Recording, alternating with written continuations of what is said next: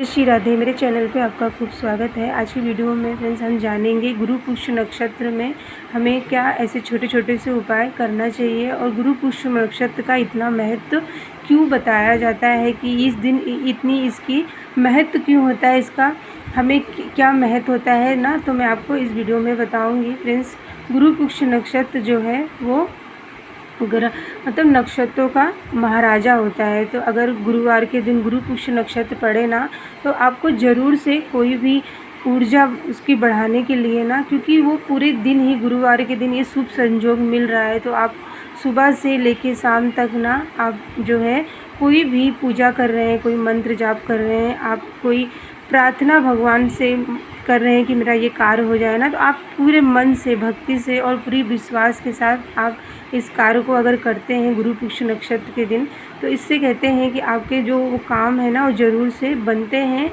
और फ्रेंड्स, अगर आपने कोई पूजा की है ना, तो इससे भी उस पूजा का फल आपको मिलेगा, क्योंकि गुरु पुष्य नक्षत्र के दिन जो है उसकी ऊर्जा, उसकी पावर बहुत ज़्यादा से होती है। तो अगर आप कोई भी पूजा कर रहे हैं ना, तो उसका फल आपको उससे कई गुना फल आपको मिलता है। तो फ्रेंड्स, गुरु पुष्य नक्षत्र जो है इस बार दिन गुरुवार और 21 अगस्त को है। तो फ्रेंड्स, ये पूजा ना आपको सुबह करनी है गुरुवार के दिन। तो आपको जो है पार्थिव शिवलिंग बना लेना है। मिट्टी पे आप जो है बेल वृक्ष का जो पौधा होता है उसके नीचे आपको ये पूजा करना है, क्योंकि हम शिव जी की पूजा जो है यहाँ जो बेल वृक्ष के नीचे करते हैं ना, तो उसको बिल्वेश्वर महादेव के नाम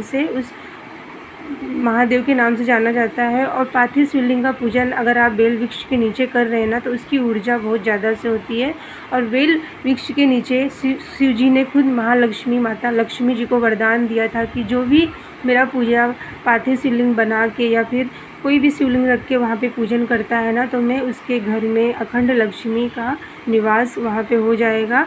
तो इस दिन फ्रेंड्स, जो गुरु पुष्य नक्षत्र है ना, 21 अगस्त दिन गुरुवार का भी है। और गुरुवार के दिन जो है कहते हैं कि कोई भी पूजा अगर आप करते हैं तो इससे ना आपका पूजा सफल होती है। और यहाँ पे हम माता लक्ष्मी को उपाय करने के लिए पूजा की जा रही है। तो फ्रेंड्स, आपको ना पूरे जो आपने पार्थिव शिवलिंग को बनाया है ना, उसको बना लें और बेल के पत्ते के ऊपर आपको रख देना है। फिर उनको आपको जल में थोड़ा सा गंगा जल और शुद्ध जल भर लें।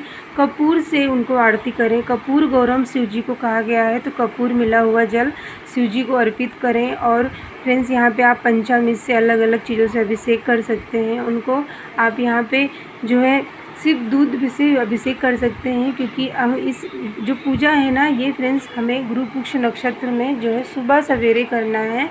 और इनको जितना हो सके आप पूरी विधि विधान से करें। उसकी पूजा करने के बाद ना आपको इत्र सेवा देना है, कलावा रूपी वस्त्र पहनाएं, फूलों से बाबा शिव जी का अभिषेक मतलब श्रृंगार करें, उनको जल से अभिषेक कराएं। अगर आप यहाँ पे ना कहते हैं उनको अलग अलग चीज़ों के अगर आप अभिषेक करते हैं ना, तो इससे अभी आपकी मनोकामना पूरी होती है। और गुरु पुष्य नक्षत्र के दिन फ्रेंड्स मासिक शिवरात्रि भी है, तो इस दिन आप ज़रूर से पार्थिव शिवलिंग का पूजन करते हैं और वहीं पे बैठ के फ्रेंड्स 16 बार श्री सूत्र पढ़ते हैं। मतलब श्री सूत्र हमें पढ़ना है, क्योंकि महालक्ष्मी का इस मंत्र को अगर आपको ऊर्जावान करना है ना, तो गुरुवार के दिन जो 21 अगस्त को जो है ये दिन आ रहा है, तो आप इस दिन को छोड़े नहीं। इस दिन को आप ज़रूर से शिव जी का पार्थिव शिवलिंग का पूजन करें और वहीं पे बैठ के आपको 16 बार इस श्री सूक्त का पाठ करना है। और पाठ करने के लिए आपको ना वहाँ पे एक घी का दीपक जला लेना है। घी इतना रखें कि वो दीपक जब तक जलता रहे, जब तक आप उसका पूजन वहाँ मंत्र उच्चारण जो भी श्री सूक्त में जो 16 पंखुड़ियाँ होती हैं उनमें से 15 तो उनके महत्व के बारे में, जो 16 है उसमें उनकी ऊर्जा के बारे में बताया गया है। तो आप ना 16 बार इस श्री सूक्त का वहीं पे बैठ के पाठ करें।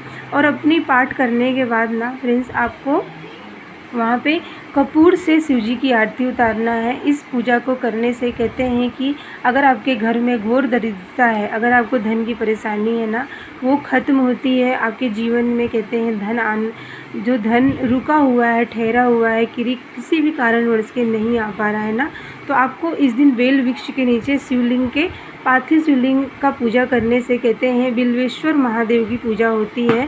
तो फ्रेंड्स आप इस दिन ज़रूर से पूजा करें। और श्री सूक्त का अगर आपके पास किताब पुस्तक ना हो ना, तो अपने मोबाइल पे आप यूट्यूब से निकाल के 16 बार वहाँ पे सुन भी सकते हैं। सुनने का भी उतना ही महत्व है, लेकिन इस पाठ को आपको 16 बार ही पढ़ना है। और पढ़ने के बाद ना फ्रेंड्स आपको कपूर से शिव जी की कपूर गौरम की आरती करना है। और आरती करने के बाद आप उनको जो भी भोग प्रसाद चढ़ाएं वो चढ़ा दें। जब दीपक ठंडा हो जाए ना, तो आपको वहाँ से जो पार्थिव शिवलिंग है उसका आपको मतलब विसर्जन कर देना है। और अपना जब विसर्जन करेंगे ना, तो आपको उससे पहले ना अपने हाथ में थोड़े से अक्षत लेना है। और उसको हम ऐसा भाव, जब हम पूजा कर लेंगे, किताब पढ़ लेंगे, आरती कर लेंगे, उसके बाद अपने हाथों में अक्षत लेना है। और हम ऐसा सोचें कि हम शिव जी का यहाँ पे विसर्जन कर रहे हैं। क्योंकि कभी ऐसा होता है कि हम पूजा करके चले आते हैं, दीप ठंडा हो जाता है, उसके बाद हम भूल जाते हैं। तो आप ना जब अक्षत छिड़क देंगे ना, तो वहाँ पे उनका मतलब विसर्जन हो जाता है। और बाद में जब दीपक ठंडा हो जाए, तो आप ना उसको एक वहीं पे आप जो है उसका विसर्जन उसी गमले में कर दें। और इतनी विश्वास के साथ इस दिन की यही पूजा आपको करनी है। क्योंकि गुरु पुष्य नक्षत्र में अगर आप कोई भी काम करते हैं, जैसे मंत्र जाप कर रहे हैं, श्री सूक्त का पाठ कर रहे हैं ना, तो इससे कहते हैं कि आपकी घोर दरिद्रता खत्म होती है, लक्ष्मी आपसे प्रसन्न होती हैं। और इस कार्य को आप ज़रूर से करें। और गुरु पुष्य नक्षत्र के दिन जितना हो सके आप अच्छी सोच रखें कि ये मेरा काम ज़रूर से होगा। जितना आप अच्छा, क्योंकि इस दिन जो दिन ये होता है ना, वो एक्टिवेट होता है, मतलब उसकी ऊर्जा बहुत पावरफुल होती है, इसमें एक ऊर्जा होती है। तो उस दिन आप पूरे दिन में अच्छी सोच रखें कि जो पूजा मैंने या जो शिव जी के प्रति किया है, जो श्री सूक्त का हमने पाठ किया है, वो मेरा मंत्र जो है उच्चारण शिव जी मेरी इस मनोकामना को पूरी करेंगे। पूरी विश्वास के साथ आपको ये पूजा करनी है। और उस दिन आप शिव जी का कोई भी मंत्र या श्री सूक्त का जो आपने पाठ किया है ना, उसकी भी बहुत ज़्यादा से पावर होती है। तो फ्रेंड्स आप ना गुरु पुष्य नक्षत्र के दिन इस पूजा को ज़रूर से करें। छोटे से पार्थिव शिवलिंग की बेल वृक्ष के नीचे बैठ के आप श्री सूक्त का पाठ 16 बार करके आरती उतार के शिव जी से प्रार्थना करें कि हमारे जीवन में जो परेशानी है, धन की जुड़ी आप कोई भी समस्या हो सकती है, उसको ख़त्म करने के लिए भगवान मैं इस पाठ को कर रही हूँ, आप मेरी स्वीकार करें। तो यहाँ पे मैंने आपको गुरु पुष्य नक्षत्र के बारे में बताया। तो मिलती हूँ मैं आपको अगली